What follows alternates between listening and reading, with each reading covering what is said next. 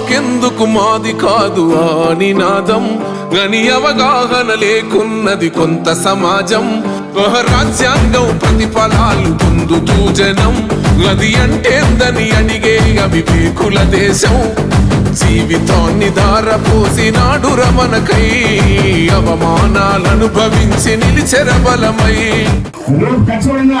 మన ఏదో పరిశ్రమ తీసుకొచ్చి నియోజకవర్గంలో మీకు ఉపాధి కల్పించే విధంగా ఏర్పాటు చేస్తామని చెప్పి తెలియజేస్తారట. అందరూ కూడా సోదరి సోదరులు వీళ్ళందరూ కూడా నా కుమార్తె లక్ష్మీ సాగు నిలబడుతుంది. ఆమె అమూల్యమైన సైకిల్ ప్రో చేసి గెలిపించండి. ఈ కార్యక్రమాన్ని నేను చేసి చూపిస్తాను.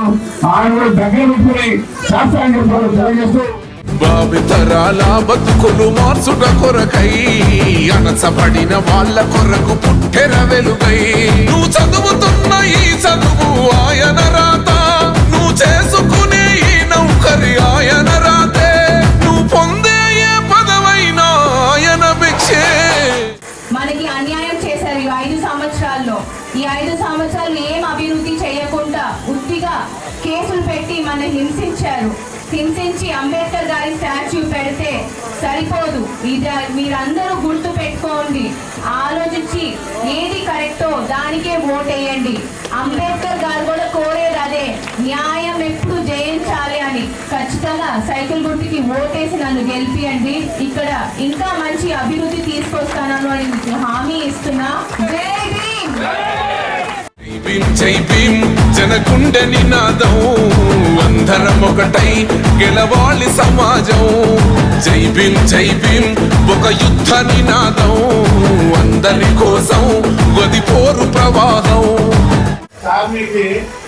నిజంగా నేను చాలా గర్వపడుతున్నాను. ఆ పాపకు కావాల్సిన ఎడ్యుకేషన్ కానీ ఏదైనా ఉన్నా కూడా చేసి నేను తీసుకుంటాను. అలానే ఇక్కడ అంబేద్కర్ భవన్ 100% చేస్తాను.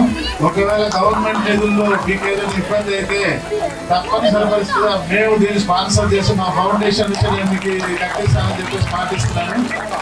మనమందరం ఒక్కటి అయితే విజయం రాగా. జై భీమ్ జనగుండె నినాదం అందరం ఒకటై గెలవాలి సమాజం. జై భీమ్